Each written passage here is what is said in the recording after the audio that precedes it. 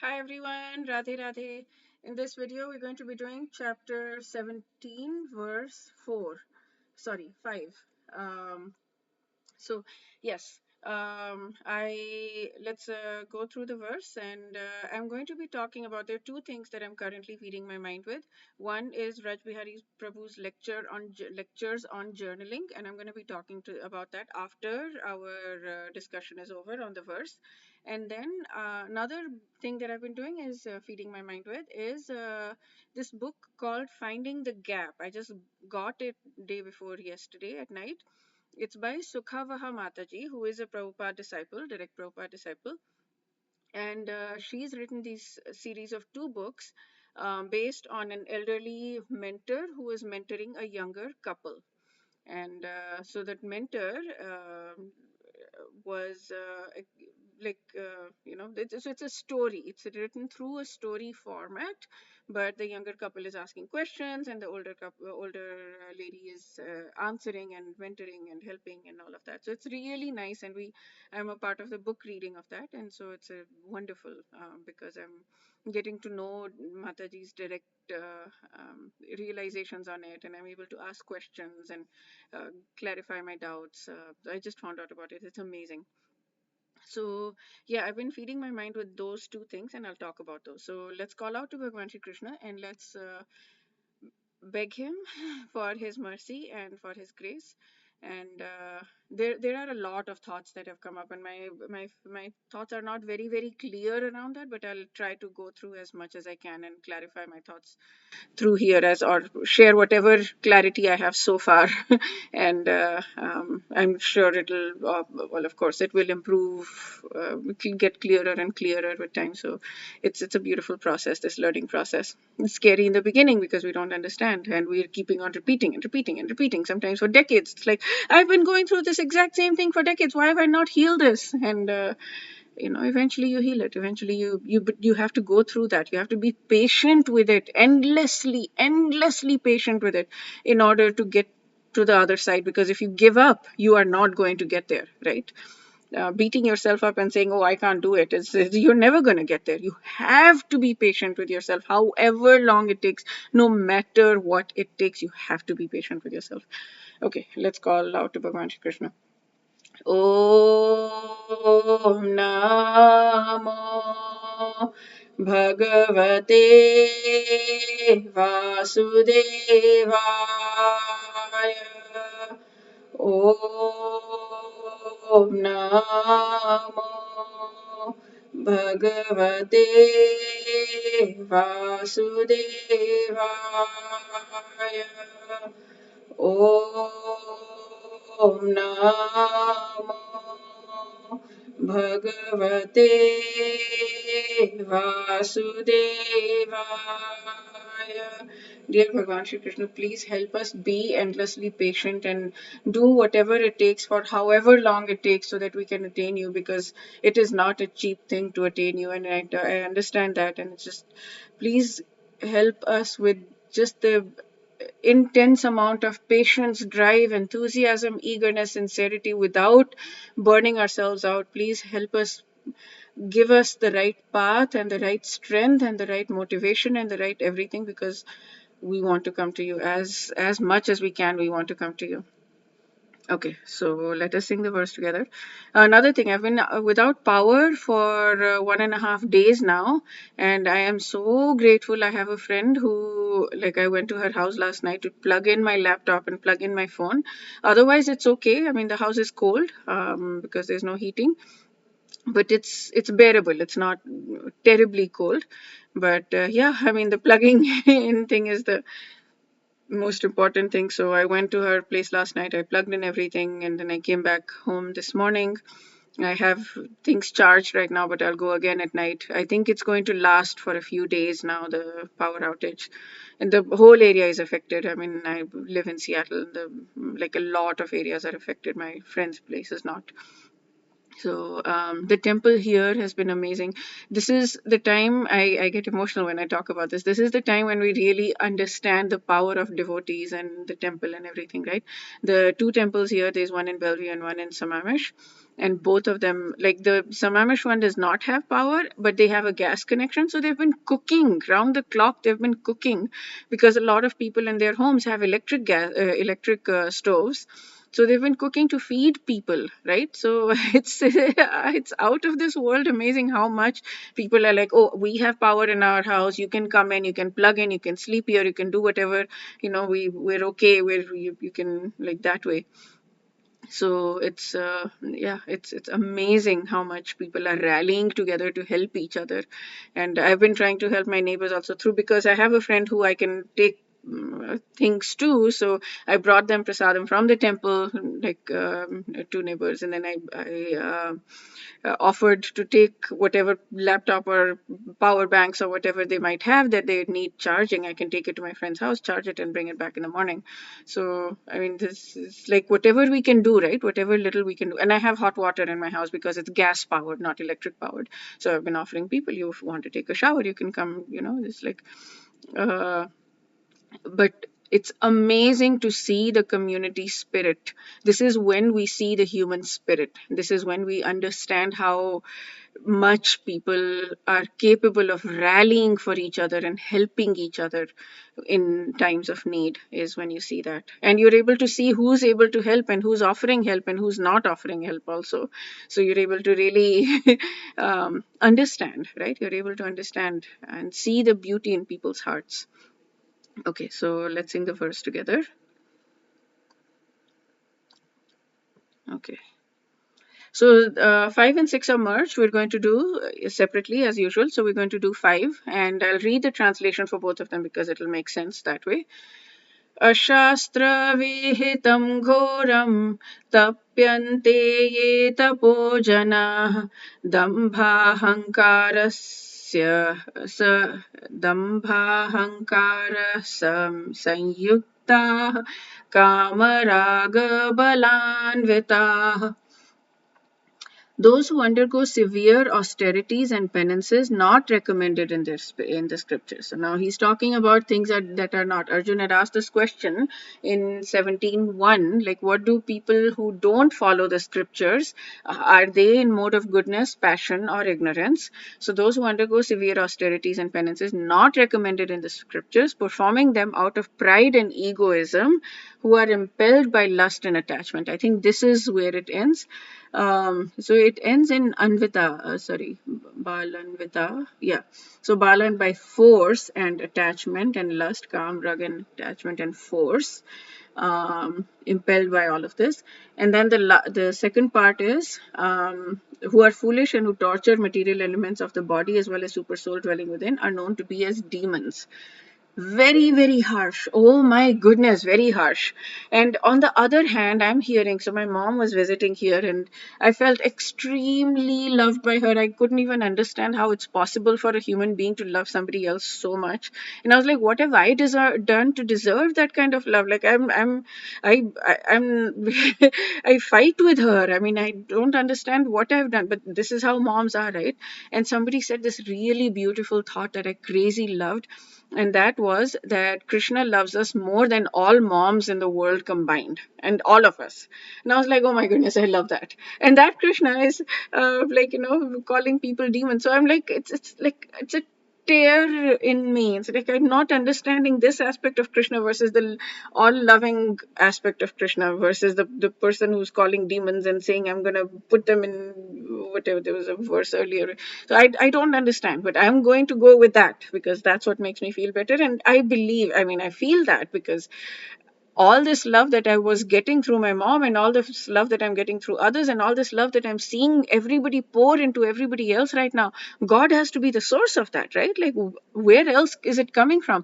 Every single human being has this craving for love, has this need for love, has this desire for love, has this ability to love, has this uh, like need to serve others. We're all, I mean, I heard this talk, this meme yesterday as well, that we're all serving somebody. Every single one of us. We're either serving our families, we're serving our parents, our kids, our spouses, husbands serving wives, wives serving husbands. We're doing things for them, right? All the time we're doing, or we're serving people at a job.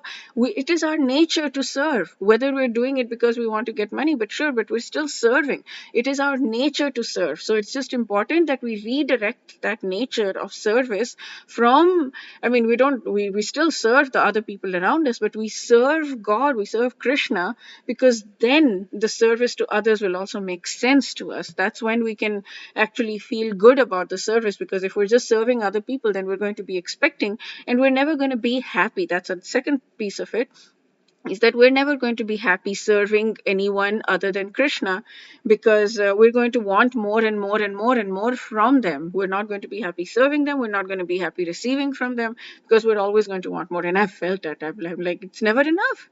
I want more. It's like the person can give me all. My mom gave me 1.5 months non-stop. She was giving me non-stop. And I'm still like, oh, why didn't she stay longer?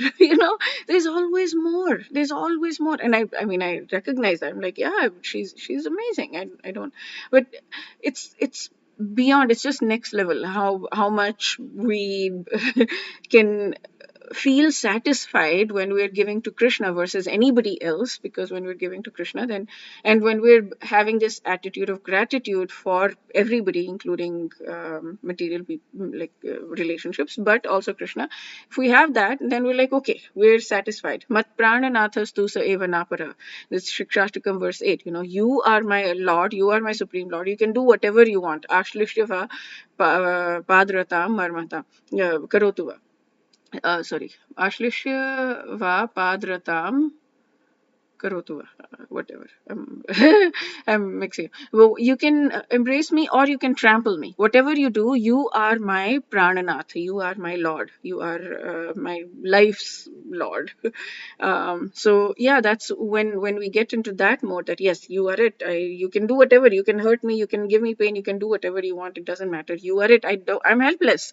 I can't control the situation anyways. I can't do anything about it. It's in your hands anyways. So I'm just surrendering. I'm like, okay, you do whatever you want to. You give me pain. It doesn't matter. You are it for me, because I don't have any other option. You're it. Eventually I'll get to the place where I'm like, it's not just that I don't have any other option and you're it. It's like, I love you and you're it. But right now it's like, okay, I'm helpless. Yeah, I surrender. You do whatever you want. Okay. Okay, so back to, I digress. Those who undergo severe austerities out of, impelled by lust and attachment, they are known to be as demons. So that's this verse specifically. Yeah, a demoniac person may think that he can force his enemy or other parties to comply with his desire, but sometimes one dies. Like, you can do fasting to whatever, forever. Um, Fasting for a political end. I think you might be talking about Gandhi. Really? Such as to promote. Okay. Okay. Um, Persons of normal mental condition must obey scriptural injunctions. Consequently, they live. Yeah, okay. So we got the point. Yeah. In the name of spirituality, people perform senseless austerities. We don't need that. I mean, yeah, lie on beds of thorns, drive spikes. We don't need to do all of that. In fact, if we do all of that, we are demoniac. Oof, that word is just so strong, so harsh to me. Okay, Arjun, you asked me about the status of people who disregard scriptures yet worship with faith. I'm telling you, faith is visible even in people who perform severe austerities, but it is bereft of proper basis of knowledge. They do not possess deep conviction, but their faith is in mode of ignorance. And those who abuse and torture their own physical body disrespect the supreme soul who resides within. These are contrary to the method. So you're actually disrespecting if you're forcing austerities. Okay. Bhaktivinoda Thakur says, those persons who engage in terrible austerities that are not enjoined in the Shastras, who are full of lust, attachment, and strength, are supported by pride and false ego. Okay. So, yeah, that's for this verse. I'm going to now talk about.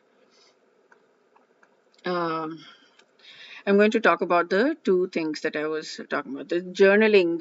So I've talked about one part of the journaling, and I think it was November 18 post. You can check on. It's not given in this thing, no? Let me tell you which one it was. The date is not given in YouTube for you guys. November 18, I believe. So it was 16.23, the verse number that I was doing, 16.23. Okay, so I finished. I finished through his journaling thing. I'm still doing the question answers at the end, but the further so he talked about gratitude journal. I think that might have been the last one I spoke about. And then there was a blessings journal. I think I might have spoken about that also, where we are writing. So in my journaling daily journal template, I've added that section for blessings, where we're talking about how Krishna, please give this person blessing. That expands our heart and that reduces envy in our heart, because we are thinking about somebody else and we're actively wanting good for the other person. We're thinking about it. We're putting effort and attention and focus onto having something good for somebody else. So it naturally reduces envy, and when it naturally reduces envy, then we are coming closer to Krishna, and our heart is expanding and our heart is softening. It's just amazing. I absolutely crazy love it. And then the next one he talked about was appreciation journal, where you uh, think of somebody and write three things that you appreciate about them, and what why you appreciate that thing about, like, where no so where they have, like, think about, basically go deeper into that, not just what you appreciate, but where they've expressed that good quality that you're appreciating about them. So some example of where they've expressed it, so that it becomes concrete in us. And then he was talking about three different levels of appreciation. One is you can appreciate a person because the person has done so much for me, right? The second, you can appreciate the person in the way ki, oh, this person is good and it's got nothing to do with me, but this person is good because this person has done is like a good child to the parents, good son or good daughter to the parents. He helps or she helps the parents, and she is a good parent, and then she's or he is a good employee, or, like, he helps neighbors or he helps whatever. Like, you can write things, you can think about things like that have nothing to do with me. That's the second level of appreciation. The third and final level of appreciation, the deepest level of appreciation, is looking for the divinity in them. And he made it very specific, like, this is how he is, like, Krishna loves us. So like Krishna, so he was giving an example of somebody who loves to cook, I think Shivji or something. So he was saying this person's a good cook, so he's serving others through that good cook. So he's like Lord Shiv, like that way. So very, very. So you think of some scriptural reference of where somebody has expressed that kind of a divinity within them, and then you talk about that. So, like, really make it like, yeah, this person is like Lord Shiva, this person is like Krishna in this way, or this person. So you really see divinity in them. So that's appreciation journal, which is so powerful, because I do appreciation a lot of people, but I don't go into that like divinity kind of thing. That's amazing. And usually I stay at the first level. This person did so much for me, which is great, which is fine, which is good, which is important. But we need to go deeper also and really appreciate them for who they are rather than what they've done for us. Okay, and then the next, he went through very fast, the next few, but I need to go through them again so that I can understand, because they were very powerful. One is problem solving. So you write down like 15 problems that you might have, and you write questions. I'll post the videos again in here. You should really listen to them, really, really listen to them. They're long, they're about 2 hours, two videos each, so total 4 hours. They're absolutely worth it, and they're game changer in terms of journaling. So you write 15 questions down, or 15 things that are important to you that you're trying to solve, and then you one day you take an this thing, you write, set an alarm for 10-15 minutes, and you just write continuously. You start writing the answer to that, and even when you've stopped answering that and there are other thoughts coming, you just write. You don't stop the pen. You keep writing until the alarm goes off, and then you forget about it. 2-3 days later, you take the next question and you do that, and then 2-3 days later, you take the next question and you do that, until maybe 2 months later you've written the answers to all of them. And then 2 months later you start the cycle again, and you go back to the first question. You don't go back to the what you've written last time first. You just write down, you just start writing the answer again without looking at the previous answer. And throughout this whole 2 months, you don't look at the answers of any of them again, right? You just write down and you forget about them. And then when you've done it the second time, after you've written the answer the second time, then you read the first answer and the second answer again at that point. And many times, not always will you see a difference. Many times it might be the same, but many times you will see a difference, and then you will understand just how much you've grown, right? And how much your consciousness has risen in the last 2 months. So that is the power of it. Like you first of all, you're thinking about the problem and thinking about the solution and writing it down, and taking action on it instead of just letting it be muddled in your head all over the place. But you're actually putting it on paper and trying, okay, this is a problem. And then another journal that he had was, maybe that was problem solving, this was something else, I'm mixing it up. But it was about, if you have a problem, write it down as if you were helping, as if your friend had the problem and you were guiding your friend, because it's so much easier for us to guide somebody else than to think of answers, because we're too caught up in it ourselves. So if we're guiding somebody else, then we're able to get out of our own head and our own, like, confusion, so-called confusion, and we're able to answer the question better. So that is another journal that he said. And then there were a few more. So that is just absolutely mind-blowing. I want to listen to that again and add those sections in my template. That's amazing, and I would highly recommend you listen to those lectures, or you start journaling. And he says you do not need to put any pressure whatsoever in your thing. How much am I supposed to do? How am I supposed to do this? I have already got so many millions of things to do. I don't have time. All that. If you don't have time, don't do it. This is not supposed to add pressure to your life. This is supposed to ease the pressure in your life. So you do it if you feel inspired to do it, and you do however much. You do 1 minute a day, or you do longer. You do however much you feel inspired to do. You do whichever journal you feel inspired to do. But it shouldn't be this thing like, oh, one more thing that I have to do in my life. Like, no, do it. There's no rules around it. Absolutely no rules around it. He was saying that this is meant to help. So you do what feels good to you, what feels right to you, that way. I love that too, also, so much. Okay, now the Sukhava Mataji thing, I'm going to read out because I wrote down the notes because it was so powerful. I've just read about 53 pages, I think, of the book. This was really, really amazing to me.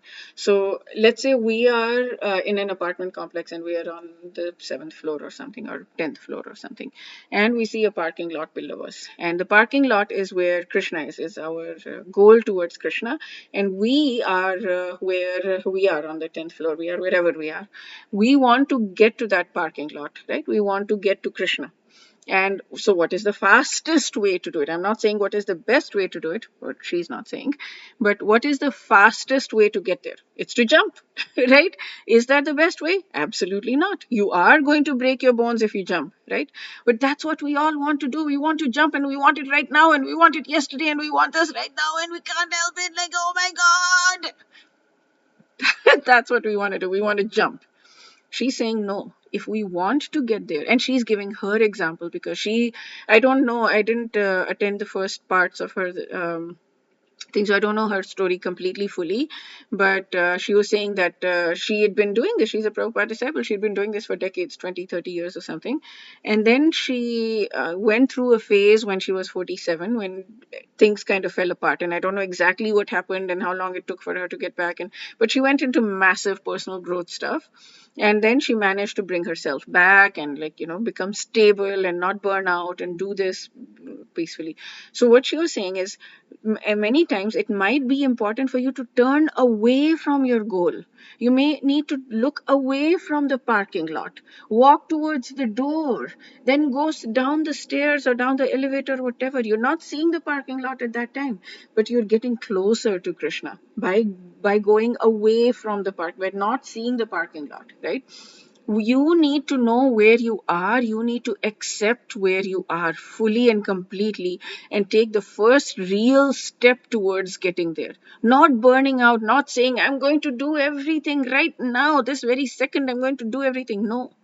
You need to figure out what your real next step is so that you can come closer to Krishna. And many times it involves going deep within and working through the demons that you have. In my case, I have so much, like, I find it so difficult to wake up in the morning and to do the chanting in the morning and all that. And like, it's so difficult for me, and that's okay. I'm like, I'm not even pushing myself right now. We need to put ourselves, this is Chaitanya Charan Prabhu had said last year, we need to put ourselves in stretch zone. That is the mode of sattva. That is the sattvic mode. Being in comfort zone is tamasic mode. Being in stretch mode is sattva mode. But what we want to do is put ourselves in rajasic mode, which is mode of passion, which is this panic zone. He calls it the panic zone. He's like, I want this right now. That is the panic zone. And that is not going to get us. We need to be in the sattva mode and take the first real step towards that. So this one hit me like a ton of bricks. I love this example so much. And I'm like, yes, that gives me the ability that, yes, I want to make progress. I want to keep improving every day, and I don't want to burn myself out, because that's not helpful. If I jump, I will break my bones. I will get there. Yes, I'll get to the parking lot, but my bones will be broken. I'll be dead. What's the point? Right? I will have a much higher chance of a fall down. So no, I want to take steps. I want to walk towards the door. I want to take an elevator or stairs or whatever is available to me. I want to do that, but I want to do it peacefully, calmly, and get there, however long it takes, but I want to do it peacefully and calmly. Okay. What else is there? Yeah, our human body is a gift given to us by Krishna to purify our consciousness. So we have to take care of it. We cannot just ignore it. We cannot ignore the alarm bells. And that doesn't mean that we want to pamper it and spend all our time decorating it or whatever. No. We're not focused on our body. We don't think that our body is us. We don't identify with the body, but we take care of it because it is a very valuable vehicle. It's a gift by Krishna given to us to purify our consciousness and to attain Him. So we honor it, we cherish it, we revere it. That's how we get to Krishna consciousness. And then, the first and most fundamentally unselfish thing we can do is take care of ourselves. That oxygen mask story that everybody has heard. You put your own oxygen mask first before helping others in the plane, right? They say that. So that you can take care of others, because you are able to take care of others. So you take care of yourself so that you're able to serve others, so that you're able. So your health is extremely important, not so that you can enjoy this body, but so that you can serve Krishna. Okay, you can fulfill your life purpose by serving Krishna. Okay, so that's it for this video. We'll do chapter 17, verse 6 in the next video. Hope this was helpful, and wish you a day filled with lots and lots of Krishna's grace. Radhe Radhe.